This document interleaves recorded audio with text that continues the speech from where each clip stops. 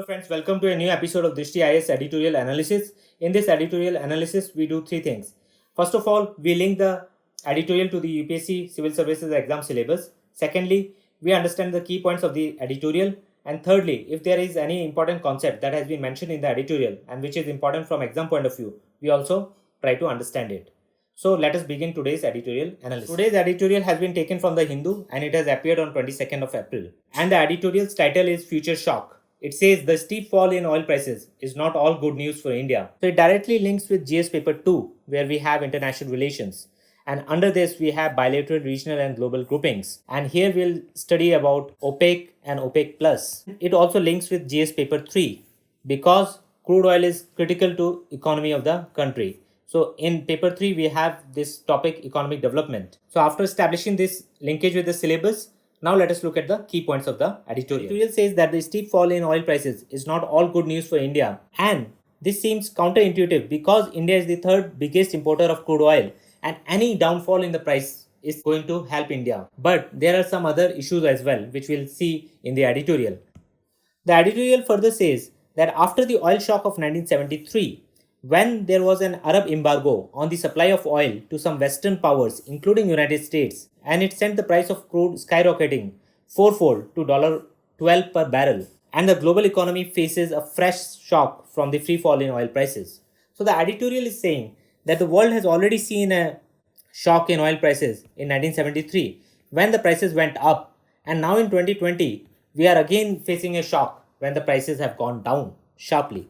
So in 1973, what happened? The prices rose from $3 to $12 per barrel. Whereas now it has plunged to a negative price. And this is a cause of major concern for the world economy, where crude oil is a major commodity. Now let us also understand what happened in 1973. It was an embargo which was applied on United States and some other Western powers by the OPEC countries, which were basically Arab countries. They did it because Syria and Egypt, they had gone to war with Israel, and Israel was being supported and helped by US and its allies. So this was the reasoning behind these Arab countries who were members of OPEC to impose an embargo and put pressure on US to stop supporting Israel. So in October 1973, the embargo was imposed and the oil prices rocketed from $3 per barrel to $12 per barrel. And the prices remained at higher levels even after the embargo ended in March 1974.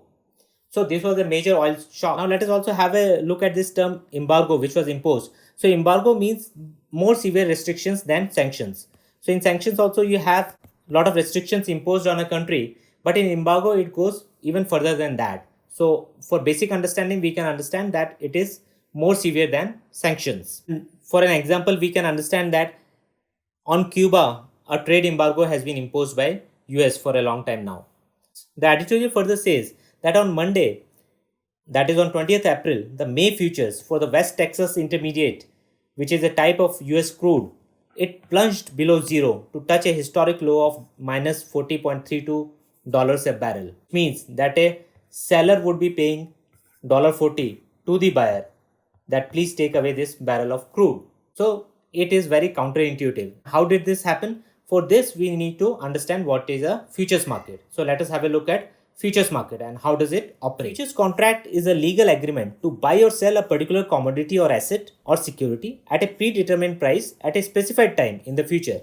So you have to buy or sell a commodity at a predetermined price and at a specific time, which is in the future. And the future contracts are standardized. So a variant of this is forwards contracts. Now in forwards, you can customize. But in a futures contract, it is a standardized contract for quality and quantity to facilitate trading on a future exchange. Buyer of a future contract is taking on the obligation to buy and receive the underlying asset when the future contract expires. And the seller of the futures contract is taking on the obligation to provide and deliver the underlying asset at the expiration date. That means the obligation is on the buyer to buy it on that specified date at the predetermined price, and on the seller, the obligation is to provide the commodity. So for example, if one is buying a futures contract of $50, that 1 barrel of crude will be bought at $50 on say 20th of May. So on this date, the buyer has to pay this money and the seller has to provide this 1 barrel of crude. But it may be so that when they are entering into this contract, the spot prices or the current price may be $60 or maybe $40, but this does not impact the futures contract.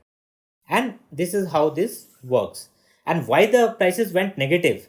So the reason for prices getting negative was there are a lot of speculators in the market, especially for a commodity like crude, which has very high volatility. So there is a lot of money to be made and also money to be lost if you are not careful.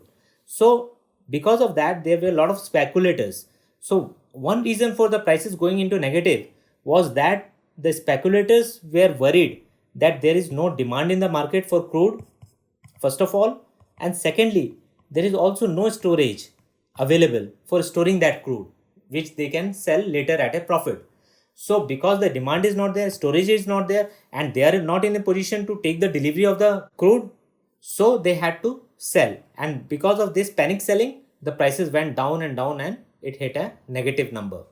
So this was about the negative prices. Let's get back to the editorial. And the unprecedented drop in the particular futures contract could be somewhat explained, but not fully, by the fact that the May contract was set to expire on Tuesday. So there was a lot of panic in the market, and because there is no storage or the storage is very expensive and there is almost nil demand in the market. So there was a lot of panic selling, and that brought down the prices to negative level. So after this date, buyers would have had to take physical delivery. So after the last date, the buyers would have to take physical delivery, and because many speculators were in the market, so they had no option but to sell it even at a loss. Now the reasons for the steep decline in oil prices have been given by the editorial, and it says that a supply glut is in the market because of a price war between the key producer countries, Saudi Arabia and Russia. And the top 3 producers of oil in the world are US, Russia, Saudi Arabia. Not in that order, but these are the top 3 producers of oil. And between Saudi Arabia and Russia, there has been a lot of price war going on for getting more and more market share. So they have been trying to undercut each other. And because of this also, there has been a lot of supply glut in the market, plus the prices have been going down. And now they have agreed under the aegis of OPEC Plus to come to a kind of understanding that yes, there will be a lot of production cuts for price to be stabilized. And the other reason has been the demand continues to contract on account of COVID-19 outbreak. So these are the 2 major issues for the steep decline in oil prices, the supply glut and the demand shock because of COVID-19. Then the editorial also talks about output cuts. It says that the storage for crude oil, both on land and for offshore in super tankers. So many traders also buy this crude oil and put it on tankers which are on the seas. And these large tankers are normally used for transportation, but now they are being used to store the crude oil.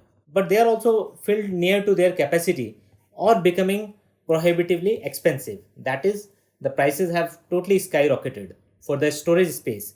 So the oil producers are going to have little option but to curtail the output. So the oil producers do not have much option left with them. They have to go for steep production cuts. So the editorial further says that Saudi Arabia is trying to cut its production even more before this 9.7 million barrels per day production cut comes into effect, which has been agreed between Saudi Arabia, Russia under the aegis of OPEC Plus. So even before this production cut, Saudi Arabia is realizing that the production is simply too much. There is too much oil in the market. There is very less or negligible demand in the market. So it will have to go for further cuts to stabilize the oil prices, plus to make sure that it doesn't reach the negative territory. So the editorial further says that because of this great lockdown, the demand has totally vanished from the market and it will take time for it to revive.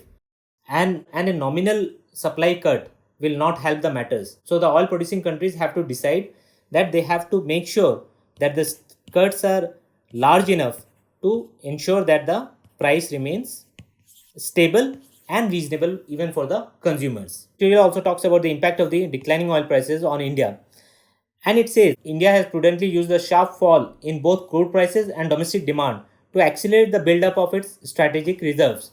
So India is having strategic reserves in three places: in Vishakhapatnam, in Mangalore, and in Padur near Udupi. Now these places are important, and we should know that these strategic reserves have been created to store crude oil, and at this time it is coming into use. Editorial also says that the sliding oil prices would also help in significantly cutting the India's energy import bill, which is a major concern for India otherwise, because India imports almost 80% of its crude oil. But at the same time, a prolonged demand contraction would end up hurting the government's tax revenue severely. At the same time, the rock bottom oil prices risk damaging the economies of producer countries, including those in West Asia, which will hurt India's remittances. India is the top country in receiving of remittances.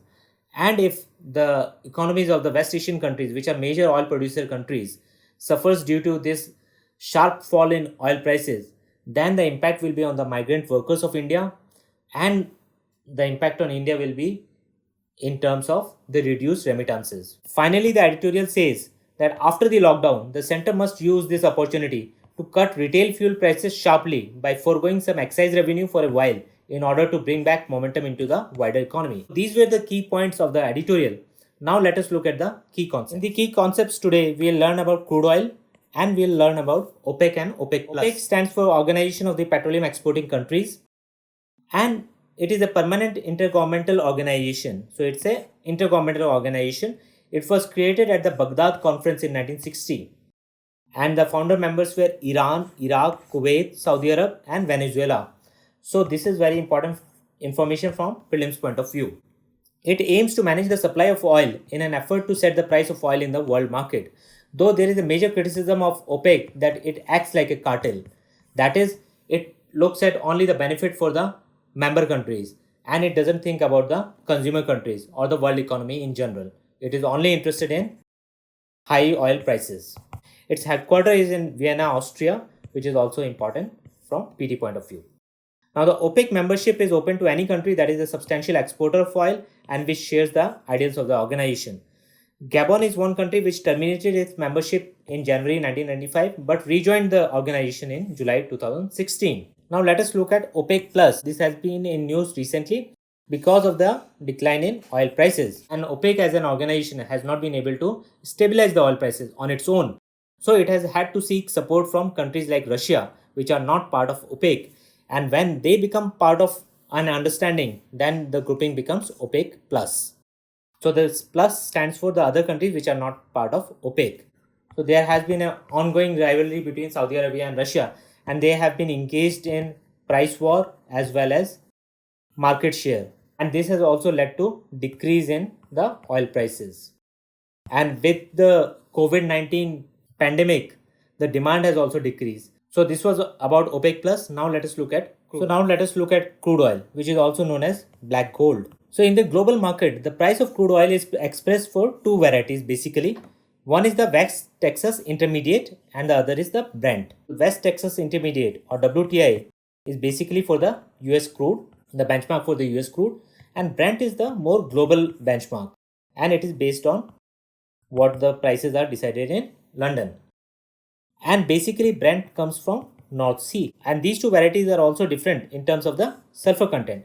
Now sulfur content is very important for crude oil because a crude oil with high sulfur is termed as sour crude and with less sulfur is called the sweet grade. And the sour grade requires extra processing cost, so sweet is better. So the Brent will be sold at a higher price as compared to West Texas Intermediate because it is having less sulfur content. So always there is a difference of around $5 to $6 per barrel.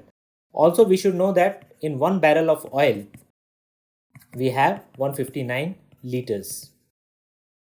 So this is an important figure and this has been asked in exam earlier as well. So the Indian crude basket uses a weighted average of Oman and Dubai sour crude as well as the Brent sweet crude price benchmark. This Oman and Dubai crude is slightly lower grade than the WTI or Brent. Now the price of Indian basket is tracked by the Petroleum Planning and Analysis Cell, which works under Ministry of Petroleum and Natural Gas. So PPAC. The Indian crude basket is used as an indicator of the price of crude imports in India, and also it is one of the elements watched by the Indian government when examining domestic price issues. So in today's editorial, we have learnt about many facts which are important from prelims point of view.